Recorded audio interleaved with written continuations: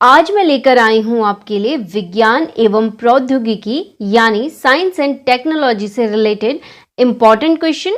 Friends, अगर आपने हमारे साइंस से रिलेटेड पिछले वीडियोस नहीं देखे हैं तो उन्हें आप प्लेलिस्ट में जाकर देख सकते हैं।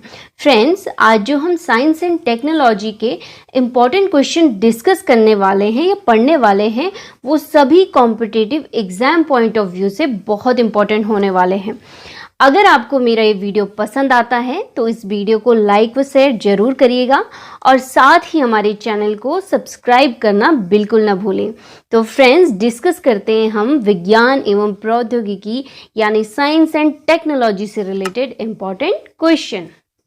हमारा पहला क्वेश्चन है, इसरो का मुख्यालय कहाँ स्थित है? तो जो इसरो का मुख्यालय है वो बेंगलुरु में स्थित है। बेंगलुरु को भारत की सिलिकॉन वैली भी कहा जाता है। यहाँ पर एक दो पॉइंट और बन जाते हैं कि जो इसरो है इसकी स्थापना कब हुई? तो इसरो की स्थापना 1969 में की गई। साथ ही साथ कई बार इसरो की फुल फॉर्म भी पूछी जाती है, तो इसका जो पूरा नाम है वो है इंडियन स्पेस रिसर्च ऑर्गेनाइजेशन। ठीक है, क्या है इसका पूरा नाम? Indian Space Research Organisation. अब हम देखते हैं अपना अगला क्वेश्चन, वो है इंदिरा गांधी परमाणु अनुसंधान केंद्र स्थित है, यानी ये कहाँ स्थित है? तो ये है कलपक्कम में, और कलपक्कम है तमिलनाडु में स्थित। अब हम देखते हैं नेक्स्ट क्वेश्चन।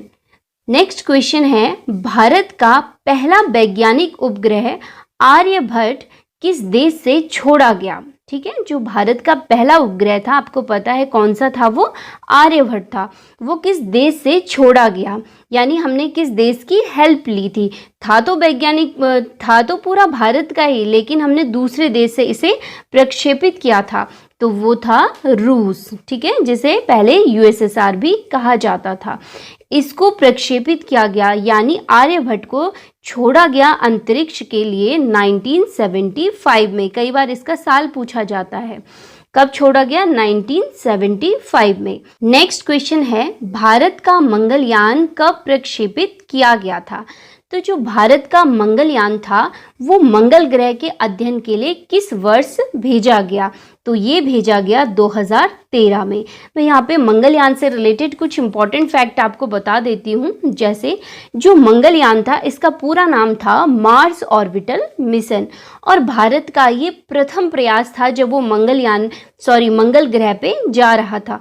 और भारत विश्व में एकमात्र ऐसा देश है जो पहले प्रयास में ही मंगल ग्रह में पहुंच गया था। इससे पहले भी बहुत सारे देश गए हैं, लेकिन वो एक बार में ही मंगल ग्रह पे नहीं पहुंचे। भारत ही विश्व का पहला देश है जो सबसे कम बजट में और एक ही प्रयास में मंगल ग्रह पे पहुंचा था। नेक्स्ट है, विश्व का सबसे कम वजन वाला बहुआयामी सुपरसोनिक लड़ाकू विमान कौन सा है? ठीक है, तो वो है तेजस। जैसे कि वर्ड से पता चल रहा है कि बहुआयामी सुपरसोनिक लड़ाकू विमान, यानी इसकी खासियत है कि ये हवा से हवा में मार कर सकता है, हवा से धरती पर और हवा से समुद्र में भी मार करने में क्या है? ये सक्षम है। इसका नेचर तीनों प्रकार का है, तो इसलिए इसको बहुआयामी सुपरसोनिक लड़ाकू विमान कहा गया है। ठीक है, नेक्स्ट क्वेश्चन है, मंगलयान का सफल प्रक्षेपण कहाँ से किया गया था? तो जो मंगलयान 2013 में छोड़ा गया था उसका जो सफल प्रक्षेपण किया गया था सतीश धवन अंतरिक्ष केंद्र श्रीहरिकोटा से किया गया था। और मंगलयान पे मैं आपको यहीं पे बता दूं कि 4 देश अभी तक मंगल ग्रह पे पहुंच चुके हैं। पहला है रूस, दूसरा अमेरिका, तीसरा यूरोपीय अंतरिक्ष एजेंसी और चौथे नंबर पे गया है भारत। लेकिन ये जो तीनों कंट्री हैं ये पहले प्रयास पे मंगल ग्रह पे नहीं पहुंची हैं। केवल भारत ही ऐसा देश है विश्व में जो पहले प्रयास में ही मंगल ग्रह पे पहुंच गया था। नेक्स्ट क्वेश्चन है, साइबर स्पेस के नाम से जाना जाता है। ठीक है, साइबर स्पेस के नाम से जाना जाता है। तो इंटरनेट को क्या नाम से जाना जाता है? साइबर स्पेस के नाम से। साथ ही साथ मैं आपको यहाँ पे बता दूं, एक क्वेश्चन और पुटअप होता है कि सूचना राजपथ के नाम से कौन जाना जाता है? तो इंटरनेट को ही सूचना राजपथ कहते हैं, साथ ही साथ साइबर स्पेस कहा जाता है। हमारा नेक्स्ट क्वेश्चन है, भारत की स्पेस एजेंसी का नाम क्या है, यानी भारत की स्पेस एजेंसी कौन सी है? तो वो है इसरो। हमने इससे पहले भी देखा था, इंडियन स्पेस रिसर्च ऑर्गेनाइजेशन जो 1969 में बनी थी, तो वो भारत की क्या है, स्पेस एजेंसी है। हमारा नेक्स्ट क्वेश्चन है, अमेरिका की स्पेस एजेंसी का नाम क्या है? जैसे भारत की स्पेस एजेंसी है, वैसे ही अमेरिका की भी क्या है, एक स्पेस एजेंसी है, और उसका नाम क्या है, नासा। नासा की जो स्थापना हुई थी वो 1958 में हुई थी। देखिए क्वेश्चन सारे तरीके से पूछे जाते हैं। नासा की जो स्थापना हुई वो 1958 में हुई, और इसका जो मुख्यालय है वो वॉशिंगटन डीसी में है। और नासा का पूरा नाम है यहाँ पे national aeronautics and space administration. ठीक है। और नेक्स्ट क्वेश्चन है हमारा, दागो और भूल जाओ फायर एंड फॉरगेट की पद्धति पर विकसित मिसाइल है, वो है ब्रह्मोस। ठीक है, जो ब्रह्मोस है एक सुपरसोनिक क्रूज मिसाइल है, और ब्रह्मोस जो मिसाइल है वो भारत और रूस द्वारा विकसित की गई है। तो यहाँ पर जो क्वेश्चन आता है डायरेक्ट आता है, फायर एंड फॉरगेट की पद्धति पर कौन सी मिसाइल है, तो वो है ब्रह्मोस है। और किस देश के साथ विकसित की गई है, रूस के साथ।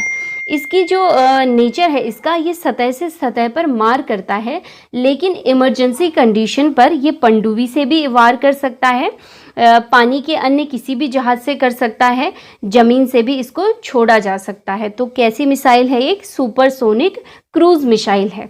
ठीक है। नेक्स्ट हमारा क्वेश्चन है, हेलेना क्या है? तो हेलेना जो है वो एक टैंक रोधी मिसाइल है, और हेलेना को 2018 में छोड़ा गया था। और जो हेलेना है वो किसके द्वारा विकसित की गई है, डीआरडीओ द्वारा, और इसको भी पोखरण से ही छोड़ा गया है।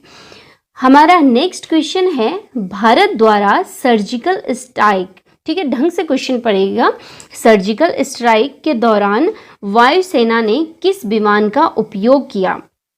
तो आप ध्यान दीजिएगा, क्वेश्चन एकदम सिंपल है तो आप कंफ्यूज नहीं होंगे। वायुसेना की यहाँ पे बात की है। तो अगर आपको याद है तो पुलवामा अटैक के बाद जब वायुसेना द्वारा सर्जिकल स्ट्राइक की गई थी बालाकोट में, पाकिस्तान के बालाकोट में, कब की गई थी? 26 फरवरी 2019 को। ठीक है, 26 फरवरी 2009 को की गई थी। उस समय अगर आप देखें तो बालाकोट में जैसे मोहम्मद द्वारा एक आतंकवादी संगठन संचालित किया जा रहा था। तो ये जो सर्जिकल स्ट्राइक हुई थी ये जैसे मोहम्मद के आतंकी संगठन को समाप्त करने के लिए की गई थी। और इसी समय अगर आपको ध्यान हो तो जो विंग कमांडर हैं अभिनंदन, वो उनका नाम भी सामने आया था, और उन्होंने बड़ी वीरता से इस कार्य को पूरा करा। ठीक है, और उनको 2 सम्मानों से अभी हाल ही में सम्मानित किया गया। पहला सम्मान था महावीर अहिंसा पुरस्कार, और दूसरा था वीर पुरस्कार। तो आप यहाँ पर जो सर्जिकल स्ट्राइक की बात की गई है वो वायुसेना द्वारा की गई है। ठीक है, कहाँ पे की गई थी? बालाकोट में। क्वेश्चन हमारा है कि जो विमान है उस समय कौन सा यूज किया गया था? तो वो विमान था मिराज। ठीक है, कौन सा विमान था? मिराज।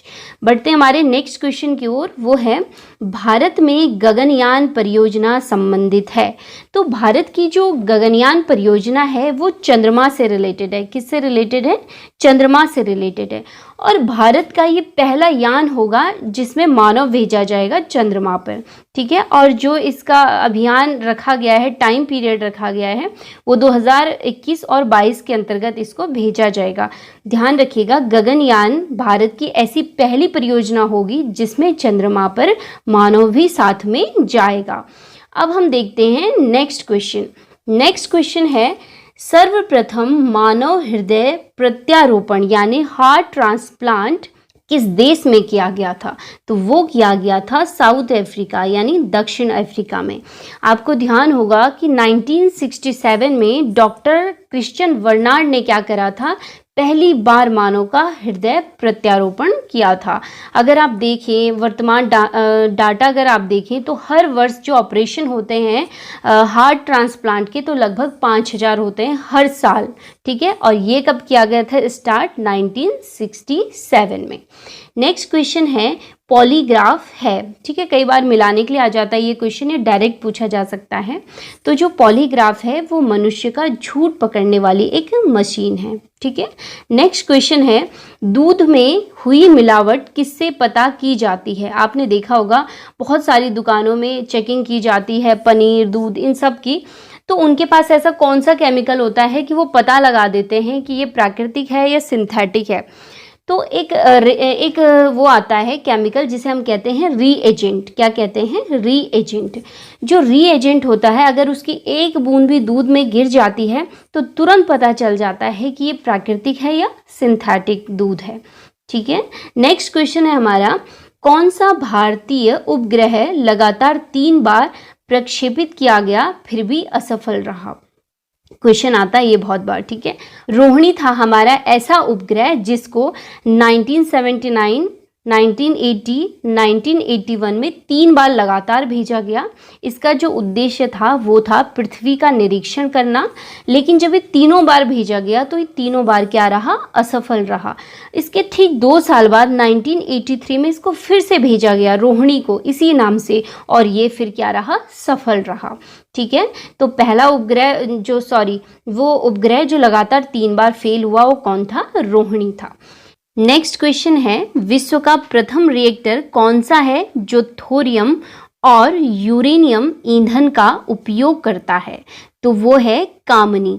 कामनी ने जो अपना काम शुरू किया था वो 1997 से प्रारंभ किया था, और कामनी यहाँ पे ये इनिशियल नेम है, इसका पूरा नाम है कलपक्कम मिनी रिएक्टर। ठीक है, ये इसका पूरा नाम है, और इसने शुरू किया अपना काम 1997 से, और ये पहला विश्व का ऐसा रिएक्टर है जिसमें थोरियम और यूरेनियम ईंधन का प्रयोग किया गया है। नेक्स्ट क्वेश्चन है, भारतीय अंतरिक्ष कार्यक्रम का जनक कहा जाता है? तो वो हैं डॉक्टर विक्रम साराभाई, यानी इनका पूरा नाम है डॉक्टर अंबालाल विक्रम साराभाई। इन्हें क्या कहा जाता है? भारतीय अंतरिक्ष कार्यक्रम का जनक कहा जाता है।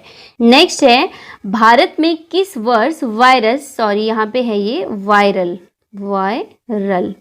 वायरल हेपेटाइटिस के उन्मूलन का लक्ष्य रखा गया है? यानी भारत कब हेपेटाइटिस से मुक्त हो जाएगा? तो वो लक्ष्य रखा गया है 2030 तक। और विश्व हेपेटाइटिस डे जो मनाया जाता है, दिवस, वो 28 जुलाई को मनाया जाता है। जो ये हेपेटाइटिस होता है, इससे जो इसका जो संक्रमण होता है, इससे क्या प्रभावित होता है? इंसान का लिवर प्रभावित होता है। और भारत में हेपेटाइटिस उन्मूलन के जो ब्रांड एम्बेसडर हैं वो मिस्टर अमिताभ बच्चन हैं। तो क्वेश्चन आता है यहाँ पे, इस पे जो 3-4 पॉइंट बताए हैं उससे रिलेटेड कोई भी क्वेश्चन आ सकता है। जैसे कब भारत उन्मूलित होगा? इससे 2030 में। ब्रांड एम्बेसडर हैं इसके अमिताभ बच्चन। विश्व हेपेटाइटिस दिवस मनाया जाता है 28 जुलाई को। और कौन सा अंग इस रोग से प्रभावित होता है? इस संक्रमण से प्रभावित होता है लिवर। हमारा नेक्स्ट क्वेश्चन है युविका। ठीक है, युविका किस संस्थान द्वारा लॉन्च किया गया है? उससे पहले मैं यहाँ पे युविका की पूरा फुल फॉर्म बता दूँ आपको। UV यानी कि युवा, और VI यानी वैज्ञानिक, और KA यानी कार्यक्रम, यानी इसका पूरा नाम है युवा वैज्ञानिक कार्यक्रम। तो इसरो द्वारा क्या किया गया? 2019 में स्कूली बच्चों के लिए एक कार्यक्रम चलाया गया जिसे युविका नाम दिया गया। इसका जो उद्देश्य था, इसरो ने कहा कि क्यों ना हम ऐसा करें कि जो स्कूली बच्चे हैं, जो युवा हैं, उनको अंतरिक्ष और जो प्रौद्योगिकी है, अंतरिक्ष विज्ञान है, और जो अंतरिक्ष के अनुप्रयोग हैं, उनकी बेसिक नॉलेज हम बच्चों को दें, ताकि उनका जो इंटरेस्ट है वो स्पेस साइंस की तरफ बढ़े। तो जो युविका है वो किसके लिए है? युवा वैज्ञानिक यानी स्कूली बच्चों के लिए है। और किसके द्वारा लॉन्च किया गया है? इसरो के द्वारा इसे लॉन्च किया गया है। हमारा नेक्स्ट क्वेश्चन है, नेपाल व श्रीलंका ने, बहुत इंपॉर्टेंट है देखिए, नेपाल व श्रीलंका ने किस वर्ष अंतरिक्ष में प्रवेश किया? ठीक है, पहली बार उन्होंने अपने उपग्रह छोड़े हैं अभी, तो कब किए हैं? 2019 में। उनका भी ये पहला टाइम है नेपाल और श्रीलंका का। ठीक है, कब? 2019। नेक्स्ट है, व्हीलर द्वीप का नाम बदलकर नया नाम क्या कर दिया गया है, या नया नाम क्या किया गया है? तो आपको पता होगा जो व्हीलर द्वीप है वो कहाँ पर है? उड़ीसा में स्थित है, और एपीजे अब्दुल कलाम द्वारा इस द्वीप को डीआरडीओ को दिया गया था। ठीक है, उन्होंने ये अनुरोध किया था कि व्हीलर द्वीप को आप किसको दें? डीआरडीओ को दें। तो इसीलिए इनका नाम बदलकर, व्हीलर द्वीप का नाम बदलकर अब्दुल कलाम द्वीप रखा गया है। ठीक है, ये सारे करंट के मुद्दे हैं, आप इनको ध्यान दीजिएगा। तो व्हीलर द्वीप का नया नाम क्या हो गया है? अब्दुल कलाम द्वीप है। नेक्स्ट क्वेश्चन है, चंद्रमा पर उगाया जाने वाला पहला पौधा कौन सा है? तो आपको मैं बता दूं कि जो चाइना है उसकी नेशनल स्पेस एडमिनिस्ट्रेशन का एक उपग्रह गया था, चेंगे 4। उसने कहा कि उसने कौन सा पौधा वहाँ पे उगा दिया है? कपास। उसने ये पूरा दावा किया है कि चंद्रमा पर उगाए जाने वाला पहला पौधा कौन सा है? कपास है। और किसके द्वारा उगाया गया है? चीन द्वारा। नेक्स्ट है, शुक्र ग्रह का अन्वेषण, यानी जो वीनस प्लैनेट है उसकी डिस्कवरी, ठीक है, अन्वेषण करने वाला सबसे पहला रोबोट अंतरिक्ष यान था। बहुत बार क्वेश्चन पूछा जाता है ये, तो वो था मैगलन। ठीक है, ये क्यों गया था? इसका जो उद्देश्य था, ये डिस्कवरी के लिए गया था कि जो शुक्र ग्रह है उसकी आखिर फोटोज कैसी हैं, उसके अंदर कैसी पिक्चर आएंगी, और साथ ही साथ इसमें था कि जो ग्रही गुरुत्वाकर्षण है वहाँ पर ग्रेविटी कैसी है। ठीक है, और जो मैगलन भेजा गया था वो भेजा गया था नासा द्वारा। और नासा किसकी स्पेस एजेंसी है? अमेरिका की स्पेस एजेंसी है। और मैगलन को इसने किसके अध्ययन के लिए भेजा था? शुक्र ग्रह के अध्ययन के लिए। एक ही लाइन से आप देख रहे हैं, एक ही लाइन से 4 से 5 क्वेश्चन पुटअप हो रहे हैं, इससे ज़्यादा भी होंगे, लेकिन आप जितने जो बेसिक क्वेश्चन है मैं आपको यहाँ पे बता दे रही हूँ जो काफ़ी सालों से पूछे गए हैं। ठीक है, नेक्स्ट क्वेश्चन है हमारा, किसे भारतीय मिसाइल प्रौद्योगिकी का पिता कहा जाता है? तो वो कौन है? Doctor APJ Abdul Kalam. ठीक है, इन्हीं की शुरुआत थी जो भारत में क्या हुआ? मिसाइल प्रौद्योगिकी का विकास हुआ था, तो इसीलिए इनको क्या कहा जाता है? भारतीय मिसाइल प्रौद्योगिकी का पिता कहा जाता है। नेक्स्ट है, PSLV का पूरा नाम है, ये डायरेक्ट क्वेश्चन पूछा जाता है। तो PSLV का जो पूरा नाम है वो है पोलर सैटेलाइट लॉन्च व्हीकल है, और इसने जो अपना पहली उड़ान भरी थी वो भरी थी 1993 में। ठीक है, 1993 में। इसका पूरा नाम ध्यान रखिएगा, पोलर सैटेलाइट लॉन्च व्हीकल, और पहली उड़ान भरी थी 1993 में। नेक्स्ट है, भाभा परमाणु अनुसंधान केंद्र कहाँ स्थित है? तो वो कहाँ स्थित है? मुंबई में स्थित है। अगर आपको ध्यान हो तो भाभा परमाणु अनुसंधान केंद्र 1954 में स्थापित किया गया था परमाणु ऊर्जा संस्थान के नाम से, लेकिन 1957 में इसका नाम रखा गया भाभा परमाणु अनुसंधान केंद्र, और वर्तमान में भी इसका नाम क्या है? भाभा परमाणु अनुसंधान केंद्र, जो स्थित है मुंबई में। नेक्स्ट है, ग्रीन हाउस गैसों को मॉनिटर करने के लिए विश्व का पहला उपग्रह किस देश ने छोड़ा? देखिएगा, अभी तक जो सभी लोग जा रहे हैं वो अंतरिक्ष में, प्लैनेट्स में जा रहे हैं, नेचर का पता करने जा रहे हैं कि वहाँ का क्लाइमेट कैसा होगा, वहाँ की ग्रेविटी कैसी होगी, अदर प्लैनेट्स की। लेकिन जापान एकमात्र देश है जिसने ग्रीन हाउस गैसों को मॉनिटाइज करने के लिए अपना उपग्रह भेजा। विश्व का पहला ऐसा देश है कि जो ग्रीन हाउस गैसेस हैं वो कितनी बढ़ रही हैं, कितनी कम हो रही हैं, उससे जो हमारी अर्थ है उस पर कितना इफेक्ट आ रहा है। तो वो कौन सा देश है? जापान है, जिसने ग्रीन हाउस गैसों को मॉनिटर करने के लिए पहला उपग्रह छोड़ा है। नेक्स्ट क्वेश्चन है, चंद्रयान प्रथम का चंद्रमा पर खोज के लिए सफल प्रक्षेपण कब किया गया? ठीक है, चंद्रयान प्रथम की यहाँ पे बात हो रही है। आप यहाँ पर ध्यान दें, जो चंद्रयान प्रथम है ये केवल चंद्रयान है। जब चंद्रयान 2 चर्चा में आया था तब इसका नाम चंद्रयान ए पड़ने लग गया था, लेकिन जब ये मिशन पे गया था तो ये चंद्रयान के नाम से गया था। तो कभी क्वेश्चन चंद्रयान लिखा भी आएगा तो आप लोग कंफ्यूज नहीं करेंगे, चंद्रयान और चंद्रयान प्रथम एक ही चीज़ है। तो इसका जो सफल प्रक्षेपण किया गया था वो 2008 में किया गया था, और किसके द्वारा? इसरो के द्वारा किया गया था।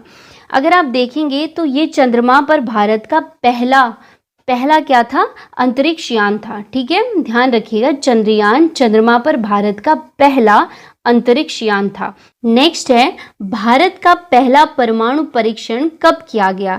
तो आपको ध्यान होगा जो पहला परीक्षण किया गया था परमाणु, वो इंदिरा गांधी के टाइम पीरियड में किया गया, जो हमारी प्रधानमंत्री रही हैं। और कहाँ किया गया था? राजस्थान का जो जैसलमेर जिला है उसके पोखरण में किया गया था। और कब किया गया था? 18 मई 1974 को किया गया था। इस डेट को और इस जो जगह है इसको अपने माइंड में फिट कर लीजिएगा, क्योंकि जब भी साइंस एंड टेक्नोलॉजी से रिलेटेड कोई क्वेश्चन आते हैं तो ये क्वेश्चन जरूर पुट अप होता है कि परमाणु परीक्षण पहली बार भारत ने कब किया था। वो किया था 18 मई 1974 को। और कहाँ से किया था? पोखरण से। एक बहुत इजी वे में अगर क्वेश्चन आता है तो पोखरण कहाँ स्थित है, तो मैंने आपको बताया वो कहाँ है, राजस्थान में स्थित है। नेक्स्ट क्वेश्चन है, हिंदुस्तान एरोनॉटिक्स लिमिटेड की स्थापना कब की गई? तो इसकी स्थापना की गई 1964 में, मंगलूर में स्थित है। और इसका जो काम है वो हेलीकॉप्टर और जो विभिन्न प्रकार के हवाई जहाज बनते हैं उनका निर्माण इसके द्वारा किया जाता है। तो हिंदुस्तान एरोनॉटिक्स लिमिटेड की स्थापना हुई थी 1964 में। हमारा नेक्स्ट क्वेश्चन है, देश में इंटरनेट सेवाएं कौन उपलब्ध कराता है? ठीक है, जो इंटरनेट सर्विस है हमारे देश में वो कौन प्रोवाइड करवाता है? तो वो करवाता है दूरसंचार एवं विदेश संचार लिमिटेड। ध्यान रखिएगा, बहुत बार ये क्वेश्चन पूछा जाता है कि इंटरनेट सेवाएं उपलब्ध कराता है दूरसंचार एवं विदेश संचार निगम लिमिटेड। नेक्स्ट क्वेश्चन है, इको मार्क। ठीक है, बहुत बारी क्वेश्चन पूछा जाता है। इको मार्क प्रतीक भारतीय उत्पादों को दिया जाता है जो पर्यावरण हेतु अनुकूल होते हैं। यह किसके द्वारा दिया जाता है? ठीक है, आपने बहुत टाइम से आप देख रहे होंगे कि जो क्वेश्चन आ रहे हैं वो मंत्रालय से रिलेटेड आ रहे हैं कि कौन सी एजेंसी या कौन सा कार्य किस मंत्रालय द्वारा किया जाता है। तो जो यहाँ पे क्वेश्चन है कि जो इको मार्क है, यानी ये इको मार्क उन उत्पादों को दिया जाता है जो पर्यावरण की दृष्टि से अनुकूल होते हैं। तो ये दिया जाता है पर्यावरण एवं वन मंत्रालय द्वारा। ठीक है, नेक्स्ट क्वेश्चन है नेविरेपीन। ठीक है, एक मेडिसिन है ये नेविरेपीन। नेविरेपीन नामक दवा का प्रयोग किया जाता है। तो इसका प्रयोग इसलिए किया जाता है कि जो महिला एड्स से ग्रसित होती है, अगर उसके गर्भ में बच्चा है तो उस शिशु पर, उस बच्चे पर क्या हो, एड्स का प्रभाव न हो, तो इसीलिए नेविरेपीन नामक दवाई दी जाती है। तो इसका दिया भी है यहाँ पे, गर्भस्थ शिशु को एड्स की जानलेवा बीमारी से सुरक्षित रखने के लिए। और ये जो दवाई है बहुत ही ज़्यादा सस्ती होती है, बहुत ज़्यादा महंगी दवाई नहीं है कि ये बहुत अमीर लोग ये एफर्ट करेंगे, नहीं, ये बहुत ज़्यादा सस्ती दवाई बना दी गई है ताकि जो शिशु है वो एड्स से प्रभावित न हो, उसको बचाया जा सके। चलिए देखते हैं नेक्स्ट क्वेश्चन। ये है, विश्व का पहला परमाणु बिजली घर कहाँ स्थापित किया गया था? तो वो किया गया था रूस में। ठीक है, रसिया में स्थापित किया गया था। नेक्स्ट क्वेश्चन है, हाइड्रोजन बम किस सिद्धांत पर आधारित होता है? तो जो हाइड्रोजन बम है वो सिद्धांत वो होता है नाभिकीय संलयन पर, जो न्यूक्लियर फ्यूज़न होता है उस पर डिपेंड करता है। लेकिन जो यहीं पे मैं बता दूं, जो परमाणु बम होता है वो नाभिकीय विखंडन पे काम करता है। तो जो परमाणु बम होता है उससे भी जो खतरनाक बम होता है वो कौन सा होता है? हाइड्रोजन बम होता है। अगर आपको ध्यान है तो परमाणु बम का परीक्षण तो लगभग कई सारे देश कर चुके हैं, लेकिन हाइड्रोजन बम इतना खतरनाक होते हुए भी बहुत सारी जो महाशक्तियां हैं, बहुत बड़ी जो कंट्रियां हैं, उन्होंने हाइड्रोजन बम का क्या कर दिया है? परीक्षण वो भी कर चुके हैं। ठीक है। तो हाइड्रोजन बम किस पर काम करता है? नाभिकीय संलयन पर। नेक्स्ट है, रावण किस देश का उपग्रह है? ठीक है, अभी आपको मैंने बताया था कि श्रीलंका और नेपाल दोनों देश अभी अंतरिक्ष में गए हैं 2019 में, तो उसी में देखेंगे आप, तो श्रीलंका का जो उपग्रह है वो है रावण। ठीक है, रावण नाम से श्रीलंका ने भेजा। यहीं पे मैं बता दूं, नेपाल भी जब 2019 में गया तो उसके उपग्रह का नाम है नेपाली सेट फर्स्ट। ठीक है, नेपाली सेट फर्स्ट कहाँ का है? नेपाल का। और श्रीलंका का क्या है? रावण 1। नेक्स्ट है, किसके मार्गदर्शन में भारत का पहला आणविक रिएक्टर अप्सरा स्थापित किया गया है? पहली लाइन से ही आपको पता चल जाएगा कि भारत का पहला आणविक रिएक्टर कौन सा है? अप्सरा है। लेकिन ये किसके मार्गदर्शन में किया गया? डॉक्टर होमी जहांगीर भाभा के मार्गदर्शन में स्थापित किया गया। नेक्स्ट क्वेश्चन है, मिसाइल मैन के नाम से जाना जाता है। ठीक है, मिसाइल मैन ऑफ इंडिया के नाम से किसे जाना जाता है? तो वो कौन है? Doctor APJ Abdul Kalam. अगर आप डॉक्टर एपीजे अब्दुल कलाम को देखें तो उनको एक और नाम से जाना जाता है, वो है जनता के राष्ट्रपति के रूप में भी उन्हें जाना जाता है। देश के कौन से नंबर के राष्ट्रपति रहे हैं? ये 11वें नंबर के राष्ट्रपति रहे हैं। इनका कार्यकाल अगर आप देखेंगे, बहुत बार क्वेश्चन पूछा जाता है, इसलिए मैं आपको बता रही हूँ। इनका कार्यकाल था 2002 से 2007 तक। ठीक है, और अभी तक के जो राष्ट्रपति रहे हैं ये पहले वैज्ञानिक यानी विज्ञान के क्षेत्र से राष्ट्रपति पद तक पहुंचे हैं। तो पहले राष्ट्रपति हैं जो वैज्ञानिक भी रहे हैं, डॉक्टर एपीजे अब्दुल कलाम, जिन्हें मिसाइल मैन ऑफ इंडिया भी कहा जाता है। नेक्स्ट क्वेश्चन है, किसने कहा था, एक स्टेटमेंट है, किसने कहा था विज्ञान में प्रतिभा सर्वश्रेष्ठ होती है, यहाँ कोई जेंडर कमजोर या मजबूत नहीं होता है, बल्कि प्रतिभा ही उसे मजबूत बनाती है। ठीक है, ये एक स्टेटमेंट है, मैं आपको समझा देती हूँ। इसमें कहा गया है कि विज्ञान के लिए कोई जेंडर मायने नहीं करता है, वो महिला है या पुरुष है, उससे कोई भी मतलब नहीं है। अगर उसके अंदर प्रतिभा है, टैलेंट है, तो वही वहाँ पर आंका जाता है, ना कि उसका जेंडर। तो ये कहा था टेसी थॉमस ने। ठीक है, टेसी थॉमस को तो आप सब जानते हैं कि उन्हें क्या कहा जाता है? मिसाइल वुमेन ऑफ इंडिया कहा जाता है। और टेसी थॉमस को अग्निपुत्री के नाम से भी जाना जाता है। ठीक है, क्या नाम से जाना जाता है? मिसाइल वुमेन ऑफ इंडिया और अग्निपुत्री के नाम से इन्हें जाना जाता है।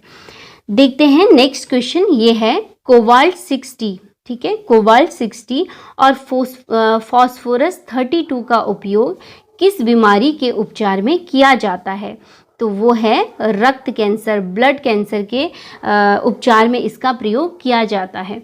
तो कई बार आपने क्वेश्चन देखा होगा कि कोबाल्ट 60 अकेले भी पूछा जा सकता है, जरूरी नहीं कि कोबाल्ट और फास्फोरस एक साथ लिखे हों तो तभी आप देखेंगे कि इसका उपचार रक्त कैंसर में किया जाता है। नहीं, किसी एक को भी क्वेश्चन में पूछा जा सकता है।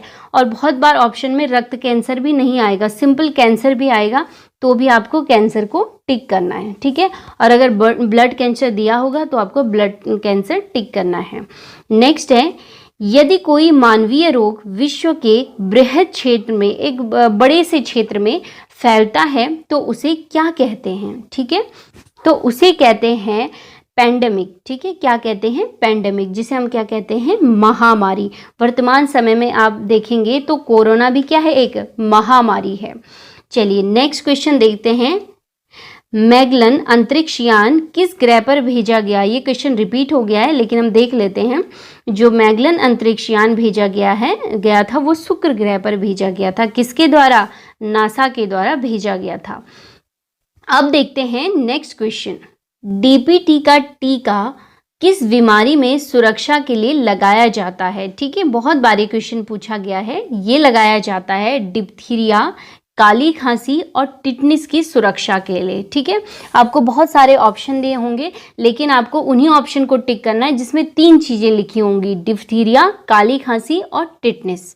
ठीक है, नेक्स्ट क्वेश्चन है, कौन सी विद्युत चुंबकीय तरंगें जो सैटेलाइट कम्युनिकेशन के लिए प्रयुक्त की जाती हैं? तो वो विद्युत चुंबकें कौन सी होती हैं, वो विद्युत तरंगें कौन सी होती हैं? रेडियो तरंगें होती हैं। जब भी सैटेलाइट कम्युनिकेशन किया जाता है तो किसके माध्यम से किया जाता है? रेडियो वेव्स के माध्यम से किया जाता है। नेक्स्ट क्वेश्चन है, मानव अमाशय में कौन सा अम्ल पाया जाता है? जो ह्यूमन स्टमक होता है उसमें कौन सा एसिड पाया जाता है? तो वो जो अम्ल है वो कौन है? HCl यानी हाइड्रोक्लोरिक एसिड। बहुत बार पूछा गया है क्वेश्चन, बहुत बेसिक है, लेकिन हम तब भी क्या कर देते हैं, इसको गलत कर देते हैं। तो मनुष्य के जो पेट में, जो स्टमक में पाया जाता है अम्ल, वो है HCl हाइड्रोक्लोरिक एसिड। नेक्स्ट है, मझगांव डाक लिमिटेड का मुख्यालय कहाँ है? तो इसका मुख्यालय है मुंबई में। आपको ध्यान है तो मझगांव डाक लिमिटेड की जो स्थापना है 1960 में की गई, और इसका जो मुख्य काम होता है वो युद्धपोत और जो व्यापारिक उड़ानों के लिए जहाज का प्रयोग किया जाता है उसका निर्माण ये करता है। मैं आपको बार बार साल और इनके मुख्यालय इसलिए यहाँ पे बता रही हूँ कि ये बहुत बार मैच करने के लिए आते हैं या डायरेक्ट इससे क्वेश्चन पूछे जाते हैं। हमारा नेक्स्ट क्वेश्चन, विमानों की ऊंचाई मापी जाती है, यानी विमान है जो, उनकी ऊंचाई किससे मापी जाती है? तो वो मापी जाती है अल्टीमीटर से। नेक्स्ट क्वेश्चन है, विज्ञान के क्षेत्र में नोबेल पुरस्कार से सम्मानित होने वाली विश्व की प्रथम महिला कौन सी है? ठीक है, बहुत इंपॉर्टेंट क्वेश्चन है। तो वो कौन थी? मैडम क्यूरी थी। ये जो मैडम क्यूरी हैं ये पहली ऐसी महिला हैं जिन्हें भौतिक विज्ञान और रसायन विज्ञान दोनों में क्या मिला था? नोबेल प्राइज मिला था। फिजिक्स में इनको रेडियो एक्टिविटी के लिए नोबेल पुरस्कार मिला था, और केमिस्ट्री में इनको रेडियम की खोज के लिए क्या मिला था? नोबेल पुरस्कार मिला था। तो विश्व की ये पहली महिला थी जिन्हें 2 नोबेल पुरस्कार मिले, और दोनों अलग अलग क्षेत्रों में, यानी एक भौतिक विज्ञान में और एक रसायन विज्ञान में। किसको? मैडम क्यूरी को। नेक्स्ट क्वेश्चन है, रडार का प्रयोग किसके लिए किया जाता है? तो जो रडार का प्रयोग किया जाता है वो दूरस्थ वस्तुओं की पहचान करना और उनका पता लगाना रडार के माध्यम से किया जाता है। तो माना जैसे भी बहुत दूर से कोई विमान आ रहा है या तो उसका पता रडार लगा सकता है, उसकी पहचान कर सकता है कि ये लड़ाकू विमान है या अन्य कोई विमान है, ये अपने देश का है या किसी अन्य देश क्षेत्र से आ रहा है। ये सारी चीज़ें रडार के माध्यम से लगाई जा सकती हैं। तो रडार जो है वो हमारे देश या किसी अन्य देश की सुरक्षा के लिए एक बहुत अच्छा प्रयोग रहा है आज तक का, जिससे क्या हो सकता है? दूरस्थ वस्तुओं की पहचान हो सकती है। तो चलिए फ्रेंड्स, ये थे हमारे साइंस और टेक्नोलॉजी से रिलेटेड इम्पॉर्टेंट क्वेश्चन। इनको आप बार बार रिवीजन करते रहिए, और मिलते हैं हम ऐसे ही इम्पॉर्टेंट क्वेश्चन के साथ जो हमारे एग्जाम पॉइंट ऑफ व्यू से बहुत इम्पॉर्टेंट होंगे। तो मिलते हैं हम नेक्स्ट वीडियो में, तब तक के लिए आपका बहुत बहुत धन्यवाद।